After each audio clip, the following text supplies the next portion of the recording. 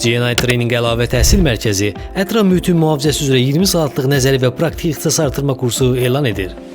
1960-cı ildə dünya əhalisi 3 milyard olub.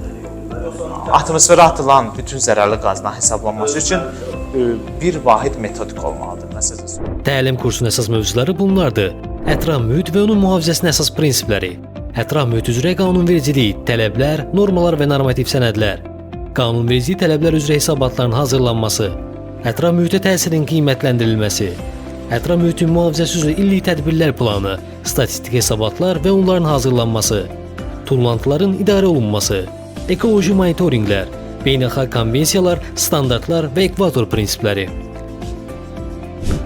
Təlim kursunun sonunda iştirakçılar sertifikatla təmin olunacaqlar və Yaşıl Dünya naminə həmrəylik çərçivəsində hər bir iştirakçının adına təyin olunmuş yerdə ağaclar əkiləcək. Gəlin, gələcəyimiz üçün ətraf mühiti birlikdə qoruyaq.